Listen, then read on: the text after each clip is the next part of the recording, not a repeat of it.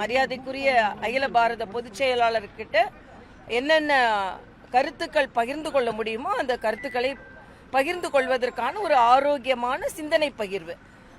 அதுதான். ஏன்னா இதில் வேற எதுவும் ஒன்றும் இல்லை. இதில் வந்து ஒரு ஒரு அமைதியான ஒரு நல்ல கூட்டம், பரபரப்பான கூட்டம் இல்லை, அமைதியான பகிர்வு கூட்டம், அவ்வளவுதான். பரபரப்பு கூட்டம் இல்லை. பரபரப்பான கூட்டம் பாத்தீங்களா? திருச்சியுடைய அந்த எஃபெக்ட் எப்படி இருந்துச்சு?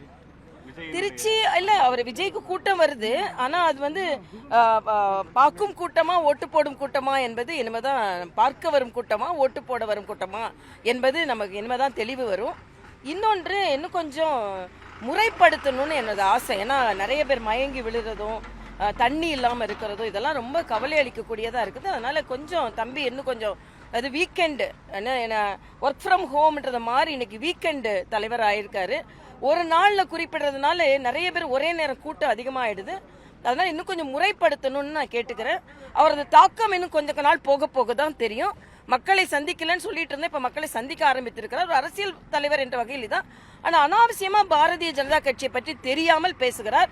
பாரதிய ஜனதா கட்சி மக்களுக்கு நல்லது செய்து கொண்டிருக்கிறது. அதனால தம்பி திமுகவின் எதிர்ப்பை மட்டும் வலுப்படுத்த வேண்டுமே தவிர பாரதிய ஜனதா கட்சியை எதிர்க்க கூடாது. என்னால மக்களுக்கு நல்லது செய்து கொண்டிருக்கின்ற கட்சி என்பதை தெரிவித்துக் கொள்கிறேன். ஆமா, திமுக மீது மக்கள் எல்லாரும் அதங்கப்பட்டு கொண்டிருக்கிறார்கள். திமுக மீதான விமர்சனத்தை இன்னும் அவர் தீவிரப்படுத்தலாம். அதான் எனது கருத்து. எடப்பாடி பழனிசாமியுடைய கருத்து தான் இப்போ பேசு பொருளா இருக்கு. அதாவது ஜெயலலிதாவுடைய மறைவுக்கு பிறகு அதிமுக ஆட்சி தக்க வச்சதுக்கு காரணமே மத்திய பாஜக அரசு தான் அப்படின்ற கருத்தை தெரிவிச்சிருக்காரு. அது உண்மைதானே சொல்லியிருக்காரு. ஆட்சியை காப்பாத்தி கொடுத்தீங்களா? இல்ல, அவரு சொல்லியிருக்காரு, அண்ணன் சொல்லியிருக்காரு. அததான் அவர் சொன்னதுக்கு நான் என்ன சொல்ல முடியும்? செங்கோட்டையன் வந்து டெல்லி போய் மீட் பண்ணிருக்க உள்துறை அமைச்சர் இன்றைய தினம் இல்ல, அது அவரே கருத்து சொல்ல நான் என்ன சொல்ல முடியும் தம்பிங்களா?